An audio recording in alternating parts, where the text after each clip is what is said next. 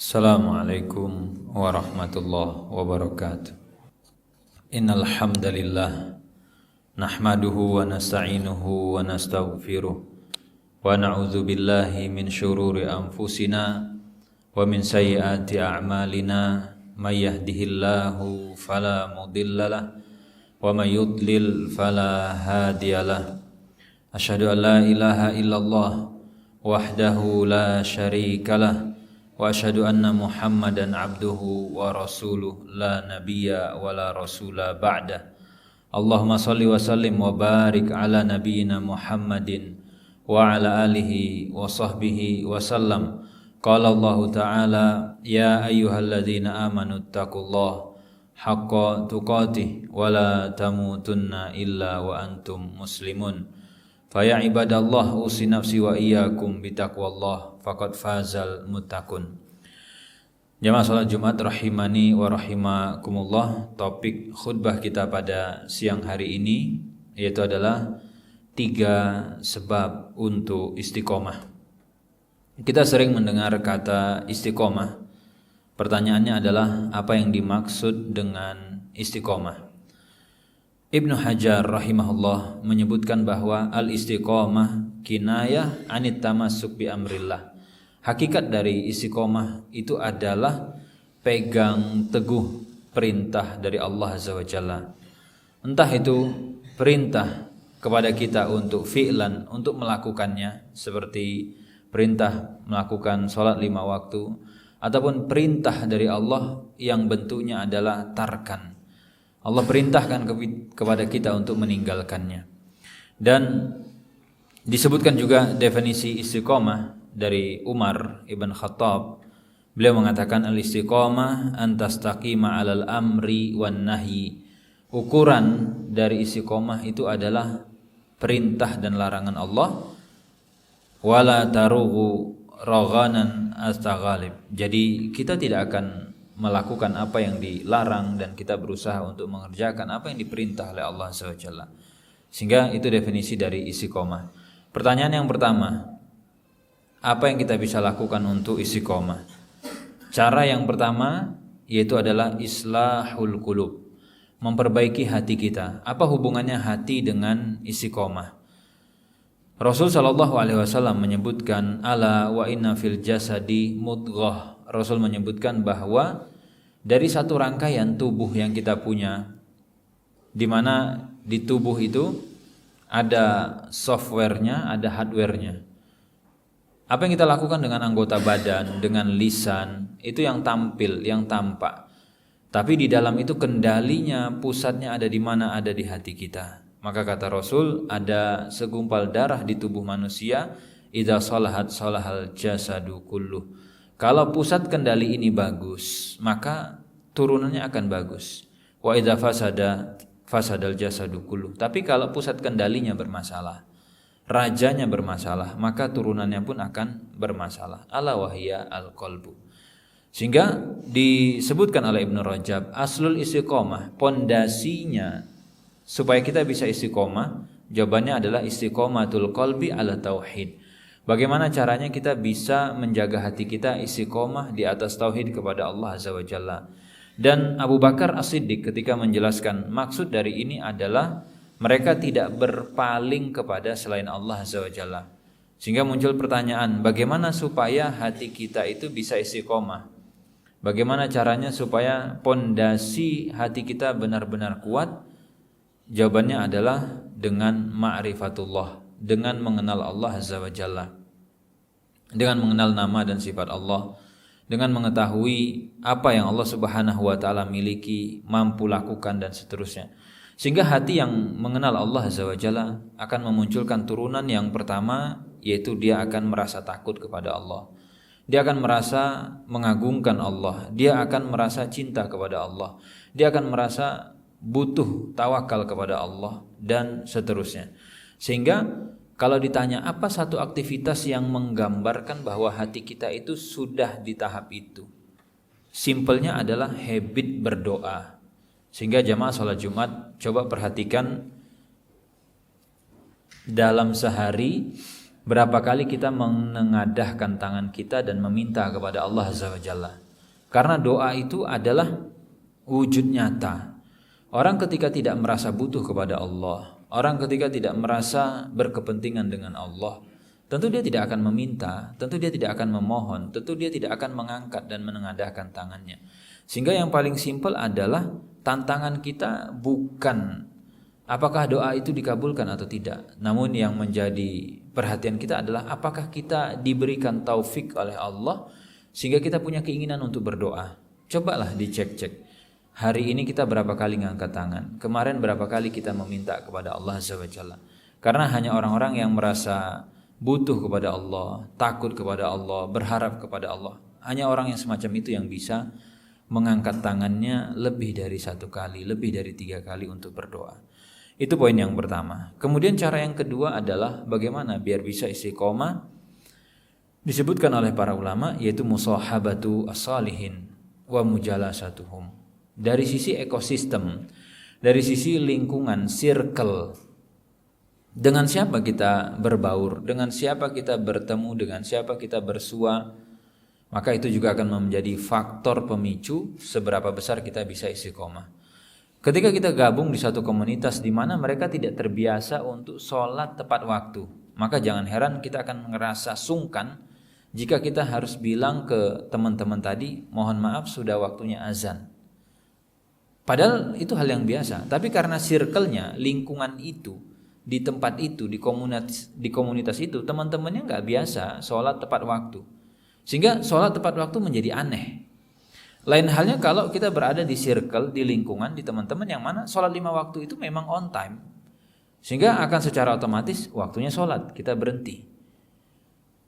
Dan hal-hal lain yang lebih dari sekedar sholat, gitu ya. Sehingga sulit bagi kita misalkan membicarakan halal haram tentang harta, misalkan menggelapkan uang perusahaan, memalsukan nota dan yang lain. Obrolan itu jadi berat. Kalau circle kita adalah circle yang mana udahlah biasa kok mencuri uang perusahaan dikit, nggak apa-apa, memalsukan nota, nggak apa-apa, markup harga. Circle kita begitu. Jadi ketika kita bilang itu nggak boleh, itu haram, jadi aneh. Kita berasa jadi orang yang paling suci di circle itu. Padahal itu adalah standar biasa dan tidak berlebihan sebenarnya. Makanya Rasul SAW itu menggambarkan pilihan kita sebagai manusia cuma 2. Apakah kita akan memberi pengaruh atau kita yang dipengaruhi? Dan Rasul menyebutkan innama masalul jalis as-salih wal jalis as-su, perumpamaan kata Rasul, circle, lingkungan, teman, nongkrong. Yang baik dengan yang buruk itu seperti kata Rasul orang yang jual parfum dan satu lagi pandai besi. Kita kalau nongkrong sama penjual parfum, keluar dari tongkrongan itu sedikit banyak akan harum. Entah kita dikasih atau kita beli atau ya sudah kita kecipratannya saja. Tapi sebaliknya kalau kita nongkrongnya, circle-nya, teman dekatnya itu adalah pandai besi. Ini tidak berarti menjelekkan tukang pandai besi, tidak. Tapi ketika berada di circle tersebut sedikit banyak ada kontaminasi, ada pengaruh. Tanpa kita sadari bahkan. Kata Rasul bahkan entah bajunya yang kebakar atau kita kena bau asapnya. Mungkin kita nggak sadar saat nongkrong itu. Sama seperti tadi. Ketika kita terbiasa berbaur dengan atasan, dengan lingkungan yang mereka ngerasa bahwa mencuri uang perusahaan, ngantongi, menggelapkan uang kembalian, uang belanja dari kantor, itu hal biasa. Kadang tanpa sadar kita terkontaminasi, nggak apa-apalah, dikit, nggak banyak, dan seterusnya. Sehingga akan menjadi aneh ketika kita benci dengan koruptor, nggak suka dengan uang negara yang digelapkan, tapi kita sendiri ketika bekerja itu korupsi waktu, ya, korupsi uang perusahaan, dan seterusnya. Maka pilih circle itu menjadi penting dalam hal pengaruh kita terhadap istiqomah. Makanya kita kadang pekewuh, nggak enak hanya sekedar saya mau sholat, udah waktunya azan. Karena kita berada di lingkungan orang yang nggak biasa sholat tepat waktu. Itu yang kedua, bicaranya ekosistem, teman nongkrong. Dan kemudian yang ketiga, yang mempengaruhi upaya kita untuk bisa istiqomah, yaitu adalah thalabul ilmi asy-syar'i. Kita mempelajari agama Allah Azza wa Jalla, upgrade ilmu. Dan kegiatan upgrade ilmu ini sebenarnya sering kita lakukan, namun seringkali hanya berhubungan dengan skill, dengan pekerjaan kita. Mungkin kita bekerja di sales Ada rutinitas upgrade ilmu tentang penjualan. Kita bekerja di bidang mungkin teknik A, teknik B, ada sertifikasi dan yang lain. Tapi profesi kita atau fungsi kita sebagai seorang muslim nggak pernah di-upgrade. Keilmuan tentang agama kita itu nggak pernah upgrade, jadi usang. Terakhir belajar agama kapan? Dulu, waktu SD, waktu SMP, di TPA. Nggak pernah upgrade ilmunya. Cara baca Al-Qurannya nggak di-upgrade, cara ibadahnya dan yang lain nggak pernah di-upgrade. Kita ikut sertifikasi loh, kita selalu ada namanya training, upgrading dan yang lain. Tapi lagi-lagi itu hanya bicara skill, bicara urusan kompetensi kita di kantor, kompetensi kita dengan urusan dunia kita, dan itu tidak salah. Tapi pertanyaannya adalah bagaimana kita bisa upgrade hal-hal yang itu urusannya dengan agama kita gitu. Sesimpel kayak upgrade cara baca Al-Quran, upgrade kemudian tentang agama ini dan seterusnya. Sehingga itu perlu diagendakan, perlu masuk dalam daftar prioritas kita, mengisi waktu kita dengan, sehingga kalau nanti itu tidak kita miliki dengan baik, akhirnya muncul apa? Propaganda, kemudian penyimpangan-penyimpangan. Apalagi kita hidup di zaman media sosial. Penyimpangan-penyimpangan itu masuk tanpa kita sadari dari mana? Ya dari medsos, apalagi dengan kecanggihan sekarang teknologi AI dan yang lainnya, hanya dengan prompt saja orang bisa menyebarkan pemikiran-pemikiran yang tidak jelas. Disitulah kita butuh yang namanya ilmu menjadi bekal dan benteng kita agar bisa istiqomah. Aku qouli hadza astaghfirullah li wa lakum wa lisairil muslimina min kulli dzamb fastaghfiru innahu huwal ghafurur rahim. Alhamdulillah wa kafa wa salatu ala habibinal mustafa amma ba'd. Jamaah salat Jumat rahimani wa rahimakumullah. Di khutbah yang pertama tadi kita sudah menjelaskan definisi dari istiqomah yang pada hakikatnya itu adalah bagaimana kita berpegang teguh dengan aturan Allah.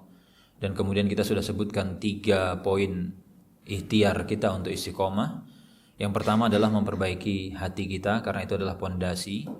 Kemudian yang kedua itu tadi adalah memperbaiki ekosistem lingkungan, circle, karena itu akan memberikan pengaruh cukup signifikan terhadap diri kita. Dan kemudian yang ketiga itu adalah upgrade ilmu kita tentang agama kita sendiri. Jangan sampai nanti orang Islam tidak mengerti tentang agamanya sendiri dan bahkan aneh dengan agamanya sendiri. Dan sebagai penutup di khutbah yang kedua, Rasul sallallahu alaihi wasallam memberikan motivasi dan peringatan. Kata beliau, badiru bil a'mal fitanan ka qita'il lail al muzlim. Maka berusahalah untuk bergegas melakukan amalan-amalan dan jangan ditunda, jangan dipending, karena kata Rasul, fitnah, kekacauan, kemudian syubhat, syahwat, ujian-ujian untuk istiqomah itu makin lama makin berat. Semakin dekati hari kiamat itu semakin berat. Bahkan Rasul menggambarkan perumpamannya itu kaqita'il lail al-muzlim, seperti potongan-potongan malam yang sangat-sangat gelap. Kita bisa membayangkan ketika berada di pertengahan malam, tidak ada cahaya sama sekali, itu bahkan kita nggak bisa membedakan mana batu, mana karpet, mana gelas, nggak bisa, ketutup mata kita. Yusbih ar-rajul mu'min wa yumsi kafiran. Bahkan kata Rasul itu sampai di level ada orang paginya dia masih muslim, Islam agamanya, begitu siang atau sore berubah menjadi kafir. Dan sebaliknya saking mengerikannya, ada orang yumsi mu'min wa yusbih kafir. Dia sorenya itu beriman, begitu melewati malam besok sudah kafir. Kenapa? Yabi'u dinahu, dia menjual agamanya bi'aradin minad dunya. Penawaran-penawaran terhadap dunia yang itu harus digadaikan agama itu bisa kita saksikan sekarang. Udahlah Pak, minta tolong Pak dibuatkan laporan palsu, minta tolong Pak dibantu proyek kami, tender kami dibantu digelapkan Pak, enggak apa-apa, haram-haram dikit. Hal-hal semacam itu kita temui di dunia kerja dan yang lain. Kalau kita tidak punya benteng iman, kalau kita tidak bisa bertahan, maka ya sudah, yang haram akan ditempuh, yang haram akan dianggap biasa dan seterusnya. Maka semoga kita dijauhkan dari harta yang haram, dimudahkan untuk bisa istiqomah di atas jalan Allah Azza wa Jalla dan tidak menganggap hal-hal yang terlarang tadi sebagai sesuatu yang wajar atau bahkan biasa. Innallaha wa malaikatahu yusholluna 'alan nabi ya ayyuhalladzina amanu shallu 'alaihi wa sallimu taslima. Allahumma shalli 'ala Muhammad wa 'ala ali Muhammad kama shallaita 'ala Ibrahim wa 'ala ali Ibrahim innaka Hamidum Majid. Allahumma barik 'ala Muhammad wa 'ala ali Muhammad kama barakta 'ala Ibrahim wa ala ali Ibrahim fil alamin innaka Hamidum Majid. Allahumma ighfir lil muslimin wal muslimat wal mu'minin wal mu'minat al ahya'i minhum wal amwat innaka sami'un qaribun mujibud da'wat ya qadhiyal hajat. Rabbana la tuzigh qulubana ba'da idh hadaitana wa hab lana min ladunka rahmah innaka antal wahhab. Allahumma a'inna ala zikrika wa syukrika wa husni ibadatik. Rabbana zalamna anfusana wa illam taghfir lana wa tarhamna lanakunanna minal khasirin. Allahumma inna nas'alukal jannah wa ma yuqarribuna ilal jannah min qaulin aw amalin. Allahumma inna na'udzubika minan nar wa ma yuqarribuna ilan nar min qaulin aw amalin. Rabbana atina fid dunya hasanah wa fil akhirati hasanah wa qina adzabannar. Aqimussalah.